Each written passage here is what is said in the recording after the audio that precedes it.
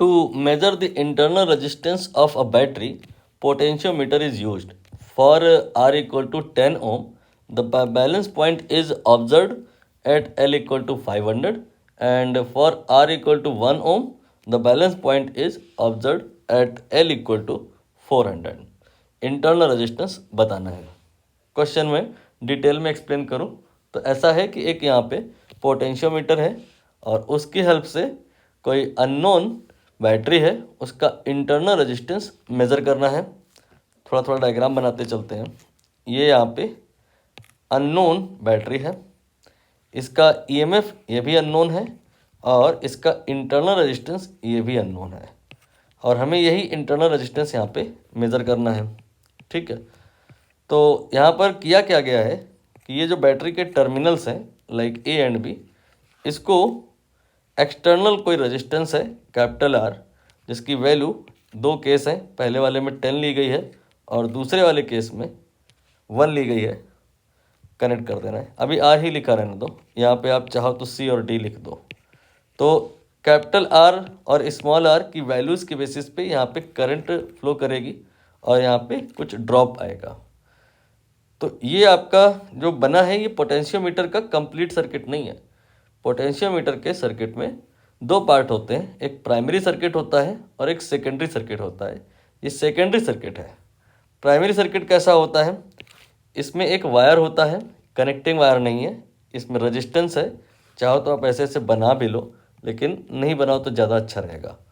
अब यहाँ पे आप लिख सकते हो जैसे ई और यहाँ पे लिख सकते हो एफ, और इसके ऊपर का जो पार्ट है वो बनाने की नीड नहीं है, बस ऐसे ही डॉटेड डॉटेड कर दो।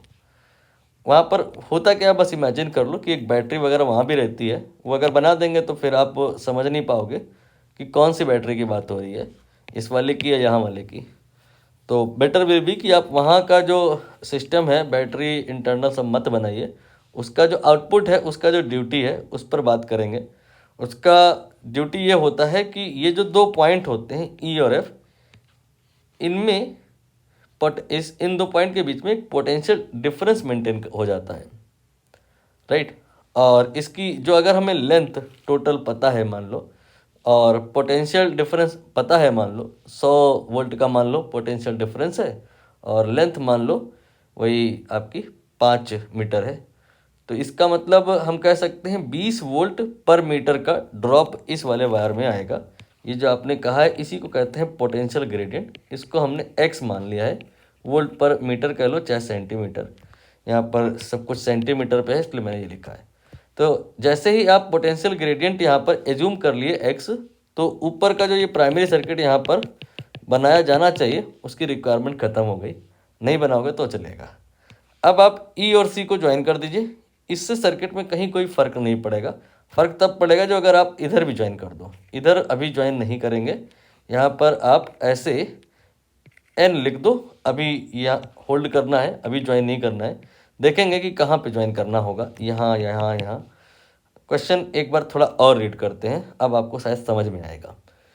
ये बैटरी है, to measure the internal resistance of battery, इसका स्मॉल आर हमें निकालना है।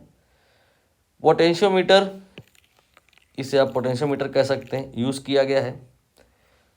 फॉर आर इक्वल टू 10 ओम, इसकी वैल्यू अगर 10 ले ली गई तो जो बैलेंस पॉइंट आया है वो 500 सेंटीमीटर आया। ये बैलेंस पॉइंट क्या होता है, ये जो पॉइंट है ना एन, ये मूवेबल है, लेफ़्ट राइट कहीं भी जा सकता है और आप यहाँ पर इसे चाहे जहाँ चाहें वहाँ टच करा सकते हैं। तो एक विशेष परिस्थिति ऐसी ज़रूर एग्जिस्ट करती है इस पूरे वायर में कहीं ना कहीं, जिस पर जो नीचे का सर्किट है और जो ऊपर का सर्किट है वो सेपरेट होता है, अलग अलग होता है, इंडिपेंडेंट होता है। मतलब अगर हम कहें यहाँ पे गैल्वेनोमीटर जैसे लगा है तो उस पर कोई करंट नहीं होती है। तो the point where no current flows in this galvanometer known as null point, या you can say balance point. ये बैलेंस पॉइंट यहाँ पे इन्होंने कहा है कि कितना है, 500 सेंटीमीटर है। ये तब है जब आर की वैल्यू आप 10 ले रहे हो, ठीक है। तो इसका मतलब तो ये हुआ कि 1 सेंटीमीटर में एक्स वोल्ट के बराबर का, 1 सेंटीमीटर में एक्स वोल्ट के बराबर का पोटेंशियल डिफरेंस आएगा। You have written this. So 500 centimetre में कितना आएगा, 500 सेंटीमीटर में 500 इंटू एक्स के बराबर का पोटेंशियल डिफरेंस आएगा।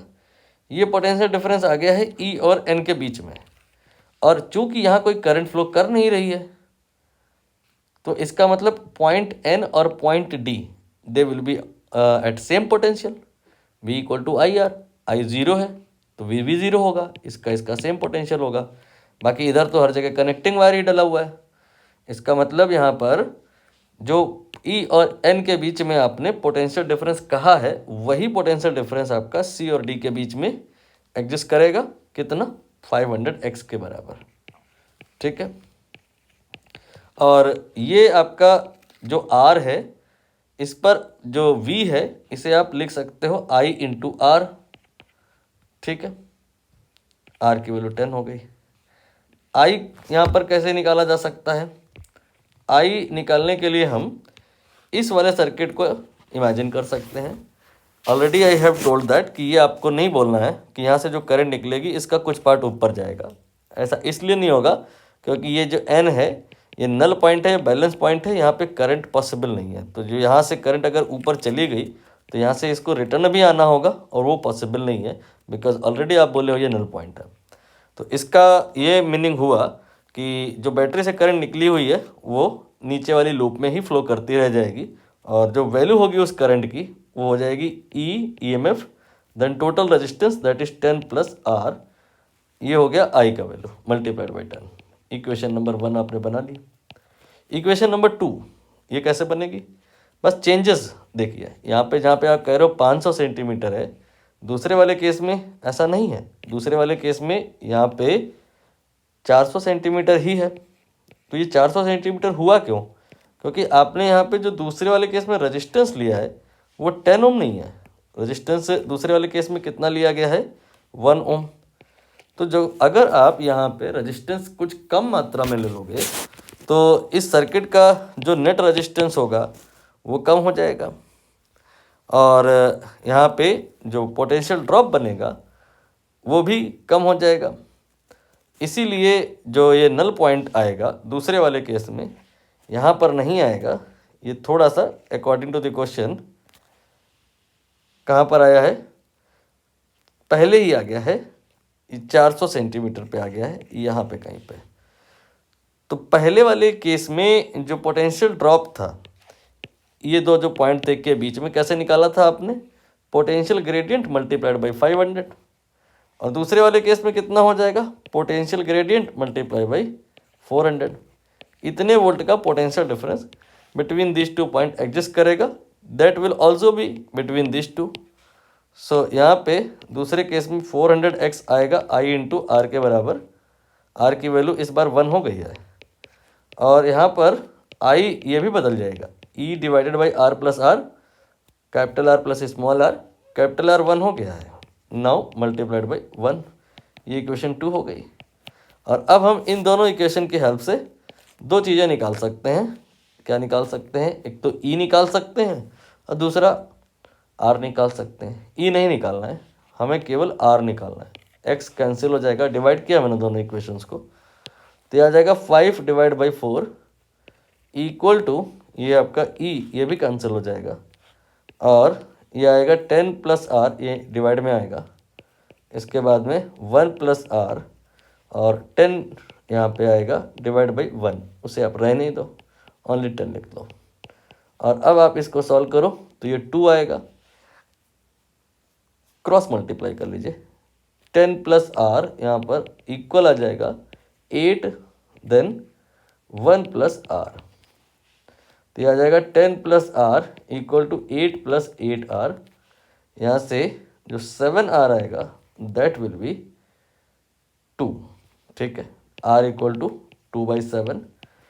2/7 आप जब सॉल्व करोगे तो 7 3 जा 21 होता है, थोड़ा सा 0.3 से कम ही आएगा, बट अप्रॉक्सीमेट 0.3 हम इसे मान सकते हैं। आंसर आ गया है, लेकिन एक होमवर्क है आपके लिए, क्या कि इस क्वेश्चन को आप जनरलाइज कर दीजिए। जनरलाइज करने का मतलब क्या है कि फार्मूला बनाइए। वो कैसे बनेगा, आप यहाँ पे पहले वाले केस में लेंथ L1 ले लो, दूसरे वाले केस में लेंथ L2 ले लो तो फार्मूला बन जाएगा, और वो जो फार्मूला आएगा उसे आप याद कर लो, और नेक्स्ट टाइम से आप कोशिश करो ये फार्मूला ये जो बन के आएगा उसे आप डायरेक्टली यूज़ करो, क्योंकि NCERT में डायरेक्टली यूज़ किया गया है। और अगर आप ऐसे करते हैं बार बार तो समय आपका ख़राब होगा। मुझे यहाँ पे समझाने पे ज़्यादा जोर देना था, फार्मूला बनाने पे जोर नहीं देना था, इसलिए मैंने यहाँ पे डायरेक्ट फार्मूला यूज़ नहीं किया है।